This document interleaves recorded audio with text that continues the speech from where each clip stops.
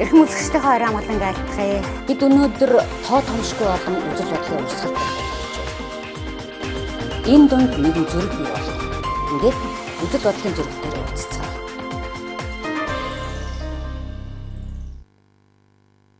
Эрхэм үзэгчдийн хоёрын амгалан айлтгая. Америкийн нэгдсэн улсаас бэлтгэн хүргэж байгаа үзэл бодлын зүрх нэвтрүүлгийнхаа бас нэгэн шинэ дугаарыг та бүхэнд хүрэхэд бэлэн боллоо. Би өнөөдөр та бүхэнтэй Америкийн нэгдсэн улсын Калифорни мужийн Даблин хотоос бэлчилж байна. Бас нэгэн шинэ сонирхолтой зочныг та бүхэнтэй уулзуулах гэж байна. Энэ бол Цэрэн Дижитийн наран зул. Үндэстэн дамжсан дэлхийн томоохон компаниудын нэг болох Becton Dickinson компанийн биотехнологийн салбарын Америк хариуцсан санхүүгийн захирал ийм эмэгтэйтэй уулзж байна. Энэ таны ажил албан тушаалыг яхад бол их уртсан байна. Орчуулахаар тэгээд. Тий, орчуулахаар тийм болоод байна. Тэгэхээр би бол энэ Америкт ирээд олон ажил мэргэжлэрээ ажиллаж байгаа олон монгол залуучуудтай уулзж байна, ярилцж байна. Тэр болгон олонний танил болоогүй ч гэсэн ажил мэргэжлийн хувьд өнөөдрийн ажиллаж байгаа ажил албан тушаалд хүрэхийн тулд ямар замыг туулж ирвэ гэдгийг би эхлээ заавал сонирхоод байгаа юм. Энэ удаад ч бас тэр тэгж яриагаа эхлэе гэж бодлоо. Би Монголыг 96 онд 1-р сургууль төгссөн. Тэгээд Монгол Улсын их сургуульд ороод 1 жил сурчаад тэгээд Колорадо их сургуулийн Бээжин дэх салбар руу н очиж 2 жил сураад тэгээд 3 дугаар курсээсээ Колорадо их сургууль руу Денвер дэх төв рүү ирж төгссөн. Санхүүгийн мэргэжлээр бакалавр төгсөөд тэгээд санхүүгийнхаа мэргэжлээр магистр хийгээд тэгээд Колорадогийн их сургуулийнхаа санхүүгийн албанд 10 жил ажилласан. Тэгээд ингээд нийтдээ Денверт 12 жил амьдарсан. 2011 онд Монгол явж амьдарсан. Уулархаан салбарт 5 жил ажиллаад тэгээд эргээд жил хагасын өмнө 16 оны хавар эргээд Америкт ирээд одоо энэ компанид ажиллаж байна. Тэгэхээр би бол тойм төдий юм хэллээ танай компанийн тухай. Үнэхээр дэлхийн томоохон компаниудын нэг юм байна гэдэг танилцуулгаас нь харлаа л да. Тэр үзэгчдэд маань бас ойлгомжтой болохын тулд чухам юу эрхэлдэг, ямар үйл ажиллагаа явуулдаг компани юм бэ? Тэрний одоо Америкийг хариуцсан санхүүгийн захирал гэдэг маань ямар хөө хүрээний ажил хийдэг юм бэ гэдгийг бас сонирхмоор байна л да. Манай компани 1800 одооны сүүлээр байгуулагдсан. 2 том салбартай medical эмнэлгийн гэх юм уу те. Тэгээд life sciences гэдэг 2 салбартай. Анх эхлэхдээ бол medical салбараараа эхлээд хамгийн анхны нэлээд хэдэн патенттай одоо эмнэлэгт хэрэглэгддэг бүх хэрэглээний зүйлүүдийг үйлдвэрлэдэг. Зөв хагалгааны хутганаас ахуулаад туслын систем гэдэг юм уу одоо сүүлдээ бүр яг эмнэлгийн менежментийн одоо юуны совилогчийн стейшн, эмчийн стейшн гэдэг ингээд ер нь нийт эхнээс нь дуслан эмнэлгийн менежментийн хангадаг тийм салбар medical салбар нь манай бизнес болохоор life science салбартай байдаг. Biosciences биотехнологи одоо яг төв оффис маань Сан Хосед яг Захирын үндэд байдаг биотехнологийн компани. Тэгээд биотехнологийн салбартаа бол юу гэдэг вэ гэхээр эсийн шинжилгээний одоо flow cytometer гэдэг төхөөрөмжүүд байдаг байхгүй юу? Тэр маань яадаг вэ гэхээр хүний эсийг бүр эсийн хэмжээнд судалдаг. Эмнэлгүүд тэр төхөөрөмжөөр авч онцлогоо хийдэг. Судалгааны байгууллагууд судалгаа хийдэг. Манай компанийн гол зорилго бол анагаахын шинжилгээ ухааныг дараагийн түвшинд нь аваачих. Тэхийн тулд энэ эсийн шинжилгээ бол маш одоо дэлгэрч байгаа. Яг үнэхээр дараагийн шатанд нь аваачих салбар болоод байгаа. Одоо бид нэр төрийн татаас ярьжсэн ер нь ихэнх бүтээгдэхүүн эмнэлгийн болон одоо чинь бидний хэрэглээний бүтээгдэхүүн эм маань гэсэн хэрэглээний бүтээгдэхүүн шиг лангуунаас бүгдээрээ авч хэрэглэдэг те. Нэг юм шиг хүнд ямар байдлаар нөлөөлөх нь ялгаатай байдаг. Гэхдээ бид нар бүгдээрээ яг л нэг ижлэхэн юм уудаг. Нэг таалах шиг одоо гуталд ярьсан төрөн те хүн нэг яахан 7.5 гэсэн арзмаар аваад өмсдөг тэгжэл тааруулдаг түнээсээ шаг тэр хүний хөлний хэлбэр гэсэн таарсан тийм хэмжээний зориултын юу байдгүй шүү дээ. Тэрэн шиг эм бас яг тийм хэмжээнд байгаа. Эмчилгээ бас тийм хэмжээнд байгаа. Тэр хоёлоо ярьжсэн бас нөгөө хорт хавдрын эмчилгээ гээл тэгэхэд те тэр өвчтөе эсийг устгаж чаддгүй шүү дээ. Устгахын тулд бүх эсийг устгаж байгаа шүү дээ. Химийн эмчилгээ маань те. Дараагийн шат маань юу вэ гэхээр эмчилгээ бол яг тэр өвчтөе эсийг очиж устгадаг. Дээрэс нь одоо genomics буюу дараагийн салбар маань хүмүүсийн одоо генийг судлана, дархлааг судлана. Тэгээд яг амьдарч байгаа орчин, хүнс хэрэглээ бүх юмнаас нь шалтгаалаа. За энэ хүнд энэ эмчилгээ, энэ гэдэг яг өөртөө тохирсон ийм бэлтгэл, эмчилгээ бэлтгэл, тийм cell therapy гэдэг одоо яг дараагийн шат байхгүй юу. Тэгэхээр одоо бол яг эхнээсээ ингээд энэ эмчилгээ бол гараад ирсэн дэлхийн Европт явагдаж байгаа. Америкт 2 том компани энтхийн нөгөө FDA-гээ байгууллагаас зөвшөөрлөө авчихсан clinical trial хийсэн. Тэгээд Америкийн ерөнхийлөгч Jimmy Carter тий тархины хор тавдар тусаа тэрийг cell therapy-гаар эмчилүүлсэн идгсэн. Тэгээ тэр амжилттай болсон гэж жишээнүүд байгаа. Ялцчгүй яг зөв эмчилгээ нь байхгүй юу. Гэхдээ одоо бас дөнгөж эхэлж байгаа болохоор маш үнэтэй. Одоо нэг өвчтөн жишээ $1 сая ч юм уу тий нэлээд үнэтэй байгаа. Тэгээд явандаа эн чинь маст гарч ирэх ёстой энэ хамгийн чухал ялангуяа хор тавдрын талд хамгийн чухал эмчилгээний юу болох ёстой тий. Тэхийн тулд одоо манай компаниг салбартаа тэргүүлэгч нь явж байгаа. Нийтийн flow cytometer гэдэг тэр төхөөрөмжний тэргүүлэгч. Тэгээд дээрэс нь тэр бэлтгэл хүний цусны бэлтгэл бэлтгэхэд оруулдаг reagent гэдэг бас антибody бүтээгдэхүүн хийдэг. Тэрнийхээ бас тэргүүлэгч. Энийг ингээд сонсохоор бид нар чинь бол дандаа хүн гэдэг амьтан чинь өөртөөгөө холбож ойлгодог штэ. Бушуухан гараасаа бушуухан тэр дэвшил нь ойртоосоо биднэрт ойрхон багаасаа бид нар тэрийг хүнд хэцүү цагтаа хэрэгжилчихэмсэл гэж бодож байгаа. Тэрэнд бол хүчин зүтгэж явж байгаа хүн юм гэж бодож байна. Ерөөсөө ийм том компанид ажиллана гэдэг өөрөө ямар шалгуурыг хувь хүнээс шаарддаг. Яаж энэ шалгуурт багтдгийг гэдэг их сонирхолтой байна л да. Хувь хүнийхээ зүгээс бол мэдээж ажил мэргэжлийнхаа талдаар мэдлэгтэй, туршлагатай байх ёстой. Дээрээс нь харилцаа аягүй чухал байдаг. Ингээл ажилд ороход чинь жишээ нь ярьцлага өгч чадвар хэмжээний наазахаас нь тий. Тэгээ харилцаа их чухал. Эргээд ороод ер нь бол яг орсныхаа дараа одоо бүх юмаа сайн мэддэг байх ёстой. Гэхдээ бас яг тэр компани тэр ямар бодлого журам дагаж ажилтгүй тэрийг шууд мэдгүй шүү дээ тий. Мэдгүй юмнууд зөндөө гарч ирнэ. Тэрийг ороод суралцсан. Гол нь хүнтэй ажиллаж чадах, хүнтэй харилцаж чадах, багаар ажиллах, бие дагаад ажиллах тийм чадвартай. Тэгээ бас нэг чухал үг байдаг. Би бас яг монголоор сайн мэдгүй proactive гэх тий.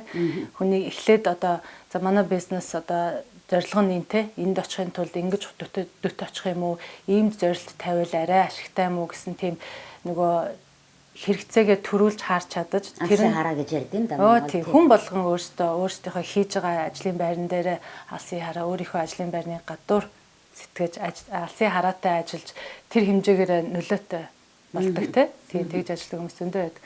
Тэр айгүй чухал санагддаг тийм. Хүмүүстэй харилцахаас гадна өөрийн гэсэн алсын хараатай тэрнийхээ дагуу юмаа сэдэж хийж чаддаг, гүйцэтгэж чаддаг. Одоо тэгэхээр ингэж асуух нь дараагийн миний асуулт гараад ирж байгаа байхгүй. Өөрөө бол Хүнүкол гэдэг одоо бас л томоохон уулуурхан компанид нүүрсний олборлолт хариуцдаг компанид ажилласан байна шүү дээ. Тийм ээ? Монгол 5 жил ажиллах. Эн чинь бол одоо тэр 11 оноос 16 он хүртэл гэдэг чинь жинхэнэ одоо манай одоо бүүн болж исэн те хөгжлийн энэ уулуурхан салбарын томоохон тийм дэвшилтэд он жилүүд юу ах вэ 5 6 жил байсан байх шүү дээ тийм ээ байж Монголд ажиллах энд хүрчрээд ингээд томоохон компанид тэр багт нь ордог тэр нь өөрөө өөрийгөө хөгжил дэвших замаа олоод аяахад ялгаа юу вэ гэж харагдаж байна. Монголд ажиллахад бол надад үнэхээр гоё байсан. Би урд нь Монголд ажиллаж байгаагүй 18 таад Монголоос явсан. Тэгээ анх удаа ажиллаж үзсэн хамт олон тай болсон үнэхээр гоё байсан. Тэгээд тухайд яг хайгуулын хэмжээний жижигтэр байж агаад том компанид одоо худалдаа авагдаад тий. Тэгээ өшөө зөндөө том болсон дараа нь бас жоохон жижигэрсэн гэвчлээ угаасаа зах зээлтэйгээ ингээ хэлбэлзэл явж байгаа бизнесийн хэлбэр тий. Тэгээ ингээ ажиллаа явж хахад надад бол үнэхээр гоё байсан. Их чим сурсан, бас сурсан мэдснээсээ бас зааж харуулахыг оролцсон тий. Үнэхээр гоё байсан. Ялгаа бол манайх бол яг бизнесийн салбарт бас одоо бусад орнуудтай Америк нийтийн бусад орнуудтай харьцуулахад шинэ шүү дээ тий. Тэгэхээр бүгдээрээ хийж сурж байгаа стандартууд арай бас тогтоогүй байгаа. Тэгэхээр хийх юм зөндөө байгаа. Манайх хууль бас орчин үеийн бизнес бас дандаа тохирсон байдаггүй. Манай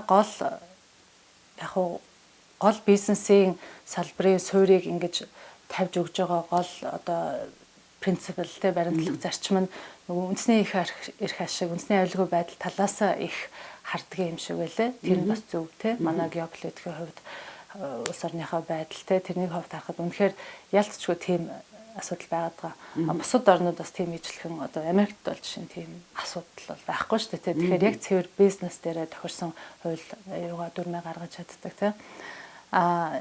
Хариуцлага тооцох систем бас арай тогтож амжаагүй байгаа санагдсан тийм.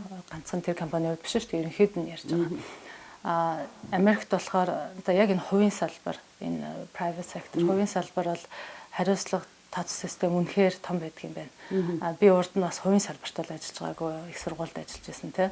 Яг ингээ хувийн салбарт гарахаар одоо яг харлаа одоо 1 жил гаруй ажиллаж авах хугацаанд үнэхээр зорилсон зорилттой хүрч чадаагүй хүн бол тэгэл хосогдож байгаа л харагдаж байна энэ компанид. Тийм. Тэгэхээр маш чанга тооцно. Жилийнхаа болон олон жилийнхаа зорилтуудаа яс тавина. Тэрэндээ яс хүрэх ёстой. Хүрэхгүй бол тэгэл хасагдал дараагийн шинэ хүн авч тавина. Тэр бол ингээл байнга ингэж эргэлттэй ингэж явж байна. Хүмүүсийг эргэх солих тийм магадгүй манай компаниас яг тийм өөрчлөлт явж байгаа гэж магадгүй ойрын үед том ийм acquisition-ууд их авсан. Манай компани нийтдээ жилийн 16 тэрбум долларын орлоготой 50 мянган ажилчинтай дэлхийн айгүй том компани. Тэр том компаниг нэлээд чанга, нэлээд тодорхой хариуцлага системтэй байхгүй бол нөгөө хяналтаас гарах магадлал өндөртэй байдаг тийм. Тэгэхээр хариуцлага тооцох бол маш өндөр. Ерөөсөө тэр нь л гол тэр хүний ажлын байран дээр байх, тэр ажлыг хийх, эрхлэх боломж бол авиас бэлэг мэдлэг чадвартаагаас та энэ зэрэгцгүүц хэмжээнд тэр хариуцлагыг авч явж чадж байгааг уу? Ажлын хариуцлагыг яаж ийн гэдэг тавигдаад байна гэсэн үг үү? Хариуцлагаас зайлсхийх ямар ч боломж байхгүй. Яг энэ тэгсэн болохоор тэгсэн зах зээл хэмжсэн болохоор тэгсэн эдийн засаг тэгсэн болохоор тэгсэн энэ хууль гарсан болохоор тэгсэн гэх ямар ч тийм нөгөө шалтгаан гарахгүй.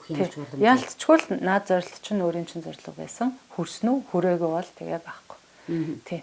Тийм хатуу болохоор үр дүн маш хатуу. Ерөөсөө яг ажилтаа юу гэдэгтээ хамааралж тооцдог болохоор хүмүүс бол маш шаргуу ажиллана, маш олон цагаар ажилладаг юм байна. Тэгэхээр дээрэс нь яг энэ биотехнологийн салбар одоо яг энэ захиурын үндэд ингээд айгүйх юунууд яг зах зээлийнхаа төлөвчд маш ихтэй. Одоо би нэг авч нөгөө market share буюу зах зээлийнхаа юг авах зорилттой их тоглолтууд явж байгаа байхгүй юу. Тэгээд манай компани гэсэн сүүлийн хэдэн жил нэлээд олон энэ жил гэхэд л 2 компани худалдаж авсан. Яг өөрсдөө бизнесийн одоо vertical integration гэдэг чинь тийм ингээд өсөн дэвжих юм. Тийм customer төвшөө илүү үн цэн яаж хүргэх вэ гэдэг тал дээр анхаарад нэлээд хэдэн компаниуд худалдаж авсан. За тэгэл шинэ компани худалдаж авах болгонд мэдээж бүгднгийнх нь ажил нэмэгдэнэ. Ажил нэмэгдлээ гэдээ одоо бид нэр миний ажил нэмэгдчихлээ, цалин нэмэх ёстой. Би илүү цагаар ажилладаг гэсэн юм бол байхгүй юм чи хувийн салбар. Монголд болохоор арай өөр те. Монголд манай хуулийн ч гэсэн заасан байдаг. Яг тодорхой ажил үргийнх нь хэмжээнд хүнийг ажилуулах ёстой, илүү цаг тэх ёстой гэдэг ингээд одоо хуучны системийн бас тэр өнөр байгаад байгаа байхгүй те. Тэгэхээр бизнесүүдэд бизнес оунерын зүгээс би бизнес оунер байж үзээгүй. Гэхдээ яг тэр хүмүүсийн орон дүүргээ тавьж үзээ ингээ харахаар одоо бид нар жишээ нь бизнесээ өргөжүүлээ яа гэвэл ажилчид маань тэгэж чадах уугүй юу? Тэг хүсэл сонирхол байна уугүй юу? Тэр ажлын ачааллыг нэмэхэд хүлээж авах нь уугүй юу гэх тий. Чадах чадхуудаа гол нь бас хуулийн хүрээнд байна уугүй юу? Үнэхээр 40 цагаас илүү ажиллаад эхлүүл хуулийн хүрээндээ илүү цаг төлөх ёстой болчдөг ч юм уу тий. Одоо тэр хууль маань бас ингээд нэг үйлдвэрийн хэмжээний бизнес үйл ажиллагаанд зориулагдсан юм шиг бас санагдтыг. Яг энтхийх шиг ингээд бизнес угаасаа өс дэвжиж хөгжиж ингэж өрсөлдөж явах хэвээр тэр хэмжээгээр ажил нэмэгдэнэ. Тэр ажлыг яаж богино хугацаанд үр дүнтэй хийх вэ гэдэг тэр хүний өөрийнх нь чаленж байхгүй юу те. Түүнээс биш яг хуучнараа юмаа хийсээр агаад эн чинь нэмэлт болчлоо. Одоо миний 40 цаг дуслаа гэдэг байдлаар бол ажиллах боломжгүй байдаг юм байна. Би өөрөө чи яриан дотор түрүү нэг үгнээс зүгдээд асуучих гэж бодоод байл. Өөрийнхөө мэдсэн сурсныг би бас заах гэж оролдсон гэж байгаа байхгүй юу? Яг юу Монгол дутагтаад юуг хэлж өгмөр санагдаад исэн бэ тэр үед?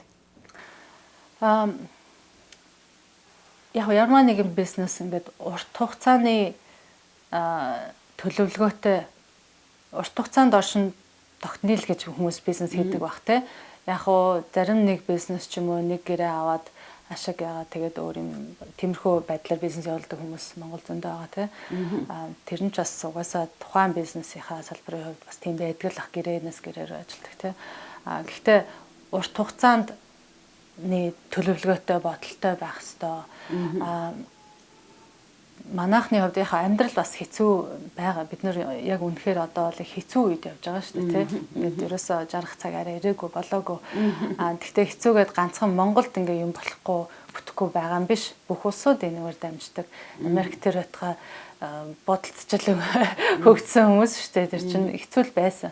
Ганцхан Монгол ингээ зовоод хэцүү бүх юм болохгүй, бүтэхгүй байгаа юм биш. Яг хоо жоохон хөгжил жоохон удаан явагдаад байгаа, тийм.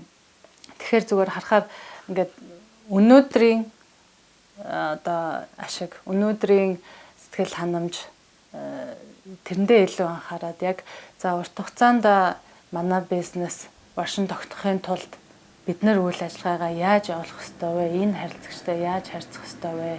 Энэ харьцагчаас дараа нь яаж дахиад бизнес авах вэ? Манай бизнес манайхан ч урт хугацааны төлөвлөгөө бас яг хийж арай сураагүй угаасаа шаардлага байхгүй ингээд дөрвөн улиралтай амьдардаг хүмүүс ч тий. Тэр их төлөвлөлт тий. Ер нь төлөвлөлт нэгээс илүү жилд авсан, хоёроос илүү жилд авсан төлөвлөлт дутуу санагддаг байсан. Наадах чи нэг монгол үг байдсан шүү дээ. Маргаашийн өөхнөөс өнөөдрөө уушиг гэд энийг юу н хасах хэрэгтэй юм байна зүрдсэн үг. Бас нэг үг байдаг хасах үг гэснээс хүнээс дутхгүй амьдрах гэдэг нэг үг. Надад ерөөсөө таалагдсан байхгүй юу. Тэгээ тийм сэтгэлгээ тэр үг одоо тэр жишээ нь айгүй хэрэгэлдэг. Хүнээс дутхгүй явж байгаадаа их баяртай байна ч гэдэг юм уу. Тэр ингээд өөрийгөө бусдтай ингээд жишээд ингээ шаардлагагүй өрсөлдөөн үүсгээд ч юм уу эсвэл арай өөрөөсөө илүү явж байгаа хүнд атаарах ч юм уу муулах ч юм уу гэд тиймэрхүү юм үүсгээд байдаг юм шиг санагддаг миний хувийн бодлоо. Яг одоо бодсон чинь тэгээ санагдаж байна. Тэгэхээр хүн өөртөө байгаа юмдаа ханамжтай байх хэвээр. Өшөө илүү бүтээвэл ингээ өөр дөрөө анхаарч бас явал дандаа хүнтэй өөрийгөө харьцуулах хэцүү шүү дээ. Мэдээж хүн болгон бүх юмдаа сайн биш. Нэг хүнд нэг юмд илүү сайн, нөгөө хүн нөгөө юмдаа илүү сайн. Тэгэхээр дандаа хүнтэй өрсөлдөж амьдрна. Тэгэхээр тэр яриа тийм юмд би нэг ингээ илүү явж байгаа жоохон нэгчлэж гэдэг юм уу тийм сэтгэлгээ үүсгээд байдаг юм шиг санагдтыг. Хасах үг гэвэл бас тиймэрхүү байна. Тийм байна. Их одоо хасах үг би бас дээрүүд бодсон байсан юм аа. Минийх шинээр нэмэгдчихлээ. Ааха. Тэгээд Монголд ажиллахад үнэхээр гоё байсан гэд хэд удаа хэлчихлээ л дээ. Би энд ажиллаж ирсэн одоо нэгэн төрчрээд ажиллаад эхэлсэн улсуудын Монголд ажиллаж ирсэн түүхийг сонсохоор дандаа тийм юм сонсогдоод байгаа байхгүй юу. Тэгэд юу нь гоё байгаад яг юу нь ингээд болохгүй болоод зарим нь буцаад ирчвэ гэж заримдаа бодогдоод ах юм л дээ асуумар санагдаад. Миний хувьд гоё байсан юм бол хамт ажиллаж ирсэн хүмүүс одоо яг Монголын орчин бол ингээд айгүй хамт олонсог. Тэгээд тэр чинь бас хуучны бас гоё сэтгэлгээнүүдийн үлдсэн тийм соёл штэ тий. Хамт олонлог. Хамт олноороо одоо сакс тоглоно те 7 хоног болгон бид нар заал авч тоглоно. Хамт олноороо бас салхинд гарна ч гэдэг юм уу те. Тэгээ баяруудаа бас гоё тэмдэглэлчин. Тэгээд тэг яалтчгүй ингээд нөгөө өөрийн хүмүүс болохоор ингээд илүү татна. Тийм тэгж амжилтдаг байсан. Америкт болохоор ингээл бас тэгж ажлын гадуур бол тэгж бүр дотносоор найзалж тэгж яг хоо team building гэж янз бүрийн үйл ажиллагаа явагдана. Баярыг ажлынхаа байранд ч юм айлсвал өөр нэг ресторан хүлээн авалтын газар хийн. Гэхдээ ингээд ер нь formal тийм тэгсгээд ингээд яг хамт олонсог тэгж манай Монголд байсан шиг тийм гоё орчин үүсэхгүй. Энэ бол бас нэг тийм сэтгэлийн өөр урам, сэтгэлийн өөр тийм хүч өгөөд идэг юм байна тийм үү? Тэр чинь яг бас өшөө компанид ингээд гоё ажиллаад баймаар өшөө хамтдаа ингээд гоё юм сэдээд хийчмээр тийм ур амьсгал аяг үүсгдэг байсан. Тэр бол аяг гоёс тийм. Тэгтээ зарим нэг олон залуучууд байна. Ерөөсөө тэр нэг эдийн засгийн томоохон юунд тэгээд засаг төрөөс гадаад ажилласан амжилттай чадaltaй чадвартай монголчууд өмнө эргэсэн урайлга тий юм давцаад хүмүүс явчаад тэгэл буцсан хүмүүс бас их олон таарад байна л да. Яагаад тэгж вэ? Энэ эдийн засгийн хөгжлийг л дагаж явах хэрэгтэй юм уу бид нар ч одоо эсвэл хүн бас хувийнхаа амьдралыг бодож байгаа нэгдүгээр, хоёрдугаарт за Америкт боловсрол эзэмшин гэдэг айгүй үнэтэй тий. Тэгээ эргээд Монголдо очиод ажиллахаар тэнд оруулсан хөрөнгө оруулалтаа нөхөх гэж нэлээд хэдэн жил болно да тий. Манай цалингийн түвшин бас харьцангуй доор байгаа шүү дээ. Одоо гадаадтай харьцуулахад тий. Тэгэхээр хүн бас хувь хүний сонголт хийдэг баг л та. Хаана ажиллавал илүү мөнгө хоримтлуулж гаргасан зардлаа одоо зээл тавьсан байдаг юм уу? Хувийн санхүүгийнхаа чадварыг хаана хурдан бий болгох вэ? Тэр чинь бас ард нь гэр бүл өөр хүүхэд байгаа тий. Тэгэхээр хувийн сонголтоос хийж байгаа баг л та. Бид ер нь санхүүгийн сахилга бат санхүүгийн энэ одоо санхүүгийн салбар гэдгийг яаж ойлгож ирсэн. Би зүгээр одоо олон аж ахуйн нэгжийн харахад бол ихэнх нь X тайлан гаргадаг гэдгээ зүгээр л энгийн юмны тухай ярьж байгаа юм шиг ярьдаг болцсон. Энэ ер нь Монголд ямар байна гэж та өөрийнхөө дүгнэж байна. Санхүүгийн за нэгдсэн бодох бүртгэлийн хууль манад байгаад байгаа шинжлэгдсэн гэхдээ олон улсын тайлбарлалын стандарттай бас арай нийцээгүй төрчлөлттэй тийм хууль байгаад байгаа. Бас яг энэ чинь цаг хугацаатай л да. Одоо ямарваа нэг юм жишээ гарч ижил юм сайжирдаг. Тэрэн шиг Америкт бас одоо 2001 онд Enron, WorldCom гэл том компаниуд тайлангаа буруу гаргаж ирсэн, орлогоо илүү мэдүүлж исэн гэсэн тийм асуудлууд үүсч тэрнээс болж энэ хууль хяналт нь сайжирсан. 2000 саяхан шүү дээ. Одоо 2001 он чинь саяхан олон зуун жил бизнес хийсэн газар саяхан юм нь бас илүү хяналттай сайн болж байна тий. Тэгээ тэр жишээнээс болоод Sarbanes-Oxley гэж хууль гарсан. Одоо товчхонороо SOX гэдэг хоёр сенат нийлж гаргасан хууль. Тэр хуулиас болж Америкийн санхүүгийн хяналт маш сайжирсан. Тэрийг одоо яг энэ компанид ороод бүр илүү мэдэрч байна. Яг Нью-Йорк хөрөнгөний бирж дээр манай компани чинь S&P 500 гэх компани энийг багхгүй юу. Тэгээд улирал болгон тайлан гаргана. За тэгээ улирал болгон биш сар болгон хяналт тодорхой хяналтууд маш нарийн тогтсон байна. Тэрнийхээ дагуу үйл ажиллагаагаа өөрсдөө хянаж аудитортой улирал болгон хянуулж хийж авдаг маш ингээд нарийн бүр акцент төвшөнд ингээд өссөн байгаа байхгүй. Тэрийг нь би одоо яг жишээг нь энэ компанид ажиллаад бас харж байна. Тэгэхээр Монгол явандаа тийм болноо. Яг яарад том бизнесүүд бас үүсэж эхлээг байна. Их манай бизнесчүүдээ хөвчлэн л жижиг дундтаа л орно л доо тий. Нийт дэлхийн зах зээлийн хэмжээнд аваад үзвэл жижиг дундтаа орно. Тэгэхээр тэр хэмжээгээр хууль хяналт арай бас хөгжих арай болоогүй тий. Явандаа хөгжин тэр тухайн мэргэжлийн салбарын нь өөрсдөө бас нэгтлэн бодох бүртгэлийн салбарч гэдэг юм уу тий. Өөрсдөө мэргэжлийнх нь бас стандартаа үүсгээд хянаад хөгжүүлээд явах байх л гэж би бодож байна. Тэгээ цаг хугацаанд болох байх уу. Тэгвэл бас нэг ийм үг байгаад идэг л да. Заавал тэр алдаа дутагдлыг бид нар давтчих ёсгүй. Бид нар яах гэж заавал Монголын нөхцөлд дугуйг шинээр бодох гээд байгаа гэдэг нэг асуудал байдаг л да. Өөрөө чи хувьд одоо энэ олон санхүүгийн томоохон ажил албан тушаал хашиж явахад ёстой дугуйг бодохгүйгээр дугуйг шинээр бодож олох гэж ноцолдохгүйгээр бид нар энийг л авчих ёстой юм да гэж төржсэн. Угаасаа энд бол бизнес энд ч бишээ ер нь дэлхийд даяар тийм байдаг бах. Best practice хайдаг байхгүй юу. За энэ юм дээр сайн жишээ. Тий.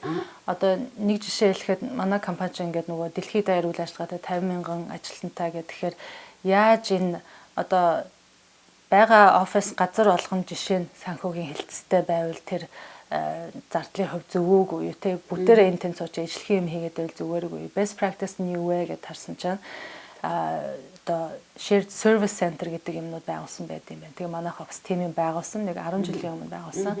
Техаст shared service center гэдэг. Тэд нар нь юу яадаг гэхээр North Americад байгаа бүх бизнес салбаруудынхаа өдөр тутмын санхүүгийн гүйлгээ одоо нэг хэмжлэх явуулдаг юм уу, төлбөр төлдөг юм уу, тиймэрхүү ерөнхийдөө ижлэхэн байгддаг. Тухайн бизнесийн нарийн мэдлэг шаардлагагүй тийм юмнуудаа цуглуулад тэнд арай бага цалинтай бага зардалтай ингээд төв байгуулаад тэнд хийж байна. Тэгээ манайх яг бизнестэй толгой офстой юу үлдэж байна гэхээр яг аналитикал арай илүү нөгөө одоо анализ шаардсан, дүн шинжилгээ шаардсан, бизнесийн зорилттой анхаарсан, бизнестэй партнер болсон санхүүгийнх нь хүмүүстэй.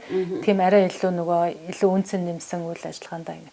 Тэр жишээ нь best practice. Би бас тэрийг өөрийнхөө одоо энд ажиллаж байсны хувьд гээд Монголд очиж ажиллах хугацаанд нэг хөгжилтэй түүх яриа л да.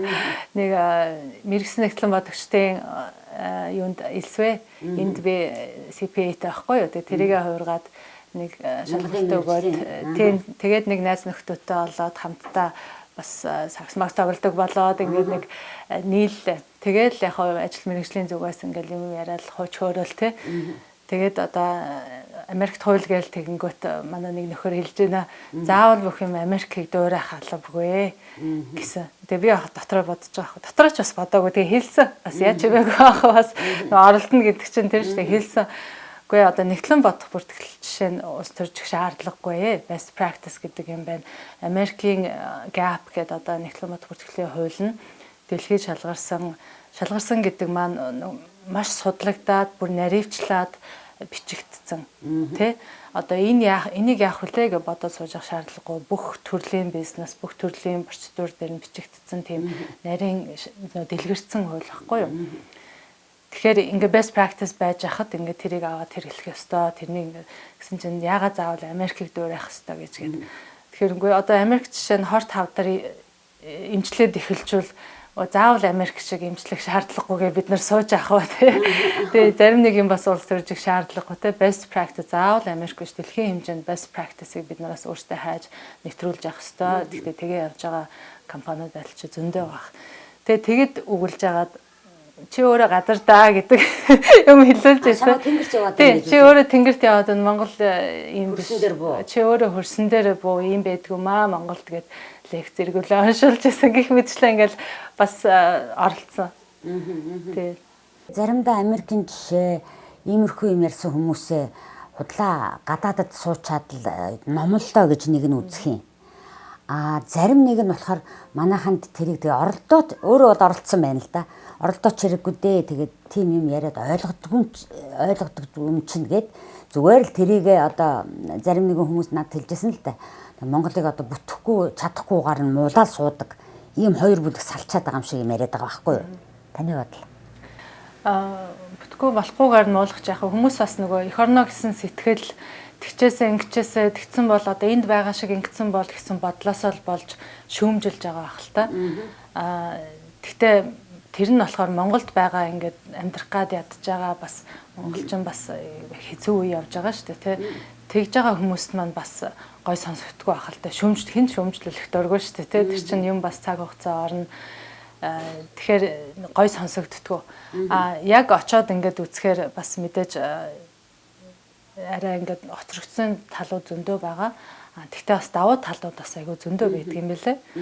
Юм айгүй хурдан бүтэн одоо Америкт бол ингээд зарим нэг юм чинь бас хүн сурталтай шүү дээ.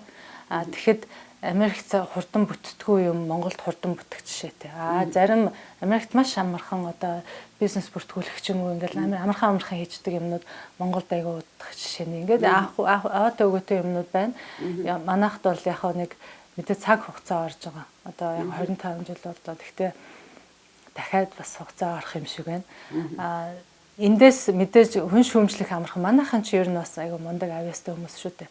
Тэр чинь бас яг толгой бас ажиллаж байгаагийн шинжилтэй те шүүмжилж чадчихвэн гэдэг чинь бас эргцүүлээд бодоод дүн шинжилгээ хийгээд байгаа байхгүй юу? Огт ихгүй чимээгүй суцгаагаад байвал яах вэ? Тэ? Сонирхолгүй шүү дээ. Тэгээ бас эзэнгүй юм шиг хүн өөрийг нь сонирхгүй байгаа ч юм шиг ингээд нэг болно да тий. Тийм байснаас бас ингээд шүүмжлээд хараад үзээд одоо сайн муугаа хэлээд ингээд бас цөөхөн идэвлээ болохоор ингээд нэг хүн хэлсэн юм нөгөө хүний чихэнд хурдан хүрж байгаа байхгүй. Тэгээ бас нэг та ялгаагийн асуужсан Монголд очиж ажиллахад яг ингээд нэг хазам хэмжээтэй жижигхэн айгу гой тэр нэг айгу гой санагдчихсан. Бизнесийн орчин ер нь эдийн засаг маань өөрөө айгу жижигхэн одоо том улсуудтай харьцуулахад тий нэг мужийн хэмжээний эдийн засгаас бага тий одоо Калифорни бол одоо дэлхийд 8-д ордог гэсэн одоо хэд орж байгаа юм бэ? Тэгэхээр Монголын эдийн засаг айгүй жижигхан. Тэр нь надад бас нэг амар урам өгчээсэн. Нэг компани нөлөө том гэсэн үг баггүй тэр чинь тий. Тэр компани дотор байгаа нэг хэсэг хүний нөлөө бас том болоо явчихж байгаа байхгүй. Тэгэхээр бас айгүй тийм урамтай санагдчихсан. Ер нь энийг ингээд хийчихвэл энэ чинь ингээд бас тарших нь илүү амархан гэд айгүй ер нь ингээд шимтэж ажилламаар өшөө бүр удаан хугацаагаар ажилламаар санагдчихсан. Наад үг чинь их тийм гоё үг байна. Ягаад гэвэл миний нөлөө бусдад үзүүлэх сайн нөлөө миний тус ингэж амархан хүрэх газар байгаа байхгүй юу? Бид нэр тийм их оронд амьдарч байгаа байхгүй юу? Тэлгүй яах вэ? Тийм жижиг гэдгийн давуу тал чинь бас тэр байгаа байхгүй юу? Юмыг уул нь өөрчлөхөд амар. Арай амар. Одоо чинь би энэ Америкт 300 сая хүний нэг юу юм бэ? Юу ч биш шүү дээ, тий. Өөрчлөлт оруулж чадахгүй өөрийнхөө хэмжээнд л хичээгээл явна гэхээс энэ улс орны хэмжээ ярихгүй шүү дээ, тий. Тэгэхэд Монголд бас арай өөрөө байх. Арай жижиг нөлөө гэхээр арай том болоо явчихж байгаа байхгүй юу? Сайн нь ч юм уу тарж чаддаг, муу ч юм уу яг үнэ. Тий, сайн нь муу. Тэгээд энд нэг муу юм боллоо. Бүгдээрээ олоо мэдчихдэг. Бүгдээрээ хэлэлцээд яриад байдаг. Тэгэхээр тий ингээд сайн муу бүгдээрээ ингээд айгу мэдрэгддэг юм билээ. Ер нь бол яг сая би нэг хүний нөлөө их гэдэг шиг яг ийм ажил эрхлээд Монголынхон төлөө гэд бодоод явж байгаа хүний хувьд өнөөдрийн Монгол нөхцөл байдлыг хараад яг юу бодогдож байгаа юм? Харин хүн бүр өөрийн хариуцлага одоо заавал нэг засгаас ч юм уу хааны газраас ирээл хариуцлага тооцол юм байх ёстой гэж хэлхийг хүлээхгүй. Хүн болгон өөртөө хариуцлагатай, өөртөө хариуцлага тооцдог. Өөрөө. Тэгэж хичээж явж ажил хамтдаа л хариуцлагатай нийгэм өсөх бах та. Тийм. Надад бас нэг айгу нэг ялгаа гэж түрүү ярьж байсан. Монгол нөгөө хурууныхаа ягаар цаг уншилдаг байсан. Тэр айгу сонин санагддаг байсан. Тэр чинь үйлдвэрийн ажилчид ингээл нэг энд ч гэсэн бас ингээл тайм кард уншуулал ингэдэг те. Тэгээ яг ингээ офисын мэрэгжлийн ажилчид ингээд хуруугаа уншуулаа цагаа яхаа надад айгу сонин санагддаг байсан. Эн чинь нөгөө бас юутай ч холбохын д одоо миний зүгээр санаанд орж байгаа юм болохоор яг Америкт бол нөгөө хүний ухамсарт нийгэмч гэдэг юм уу те хүн угаасаа өөрөө цагтаа ажиллаа хийгээд цагтаа ингээд яваад тэргээ өөрөө зохицуулчин гэдэг байдлаар хязгаарч цаг уншуулдаггүй. Монголд тэгэж уншуулсан хэвээрээ байгаа. Тэр тэгтээ яг цаана бас холбоотой л да нөгөө цалин тооцох бодох нөгөө хуулийнхаа дагуу 40 цагаас илүү нь бодогдох ч юм уу нэг тийм баримт үүсдэг багталтаа тийм ганцхан хүнийг юу одоо цагийг хянахтаа ч бас биш байсан л багтаа тийм. Та сайхнаар тайлбарлах гээд оролдчихлаа л да. Би муулахтай хөл тийм байна. Тийм урам өгөх ёстой тий. Би ерөөсөө яагаад ч юм яг энэ дээр ингэж хүмүүст бодуулаад ярилцлага төгсгчтэй юм билүүгээ бодчихлоо. Нэрээ бид нар чинь яагаад заавал цалин авчээ сэтгэл зүрхээ өгч байгаа ажил дээрээ заавал тэрийг ажилсан гэдгээ батхын тулд өглөө болгон хурууныхаа яг дарах ёстой гэж гээд би ингээд уг нь бол ярилцлага өндөрлчмөр байна л да. Хүмүүс бодчихоосоо гээд Тэгтээ би одоо санхүүгийн салбарт ажиллах гэж хүсэж байгаа залуучууд тий ер нь л бол одоо энэ эдийн засаг санхүүч болно гэдэг бол угаасаа ирээдүйтэй мэргэжлэн гэж бодож байгаа залуучуудад таавал үлгэр жишээ болоод бас Монголынхаа төлөө боддог хэдийгээр өөр улсад ажиллаж амьдарч байгаа ч гэсэн тийм хүмүүсийн бас нэг үлгэр жишээ болж гин гэж бодож байгаа учраас өөрийн чи үгээр нэвтрүүлгээ ярилцлага өндөрлөе гэж бодож байна. Тий би Монголд очиод нөгөө Хүнүк холд ажиллаж байхад ерөнхийдөө бас нэг ялгаа нь одоо Америкт ажиллаж байхдаа нөгөө залуу талдаа байдаг байсан. Монголд очисон чи арай настай талдаа ороод хүмүүс ингээд бас надаас сурах тий ингээд хараад тэгээд бас гинт би өөрийгөө үлгэр жишээ болох ёстой болоод илүү бас ухамсар зохиол тэ нэг тэгжсэн. Тэгээд манай монголчууд бол үнэхээр сурах хүсэл тэмүүлэлтэй яг боломж Монголд байгаа байхгүй. Түүнээс маш авьяастай чадахгүй юм байхгүй. Юмыг маш хурдан сурдаг, хурдан хийдэг, ухаалаг, дүн шинжилгээ сайн хийдэг. Тэр нэг ингээ харахаар одоо гадны одоо заавал Америк биш те ер нь Монголоос гадар олон улсын хэмжээнд ажиллах чадвартай хүмүүс байхгүй юу. би бас тэгээд бас өөрийгөө одоо манай компанид өөр монгол хүн байдаггүй байна. 50,000 ажилттай компани өөр монгол хүн байдаггүй юм шиг байлаа. Наадтай одоо би уулзсан толгой оффист очиод уулзсан ингээл хүн болгоно л анх удаа монгол хүнтэй танилцж ийн гингүүд бас ухамсар орол за би ч одоо монгол хүмүүсийг төлөөлөд байгаа юм байна. Ятахан байх хэвээр тий ажилласаа их хэвээр гэл. Тэгэхээр одоо би чадж байгаа юм чинь хүмүүс чаднаа. Манай залуучууд бол заавал Монголоос яв гэж байгаа юм шүү те. Яг хөө тэгтээ яваад ажиллаж үзээд тэр туршлагаа Монголдо нэвтрүүлэх. Тэгээ нөгөө хуулийн бизнесийн орчингоо нөгөө стандарт жишээ арай байхгүй байгаа даа шүү дээ. Тэднийг хийхин тулд өөрсөнд нь илүү туршлага хэрэгтэй байгаа байхгүй юу. Тэгэхээр бүгдээр айгүй потенциал монголчууд потенциалтай гэдэг чинь үнэн баггүй юу. Тий. Энд та бас олон хүмүүстэй уулзсан байх. Янз бүрийн ажлыг сурцсан, хийгээд үзсэн, маш сайн. Ер нь хаал очсон монгол хүмүүс сайн ажилтанд ордог байхгүй юу. Тэгэхээр ботхоос надад айгүй гоё юм. Тэгэхээр би манай залуучуудад боломж байдаг бол гэж айгүйх боддог байхгүй. Тэгэхээр өөрсөндөө боломжоо үүсгээрээ хувийнхаа хариуцлагыг тооцоорой. Тэгээд мөрөөдөлтэй, амбицтай, идэвхтэй амьдарцгаагаарай юм үзэрэй л гэж хэлмээр. За ингээд төгсгөө. Тэгвэл би төгсгөлд нь одоо та өөрөө Монголд очингуудаа би бараг настай гэжсэн. Тэгвэл би бүр настайг настай тооцогдох юм байна. Тэгээд би танаар жишээлээд уулзсан олон залуучуудаа бас хэлэх үгээ хэлчихье гэж бодож байна л да. Та нар шиг ингэж боддог залуучууд энэ үгээ зөвхөн одоо ямар нэгэн сэтгүүлч ирээд ингээд яриулаад ингээд нэвтрүүлэг болох биш. Одоо боломж болцсон байгаа юм чинь залуучуудаа, Монголын залуучуудаа, үе тэнгийнхандаа хэлэх үгээ бас хэлж байгаа ч дээ. Энэ санаанууд, энэ үнэтэй бодлууд чинь биднэрт бас хэрэгтэй байна гэж хэлээд бас нэг дараагийн ийм сайхан яриагаар эргээд уулзъя гэд ерөөл тавьж байна. Баярлалаа. Баярлалаа.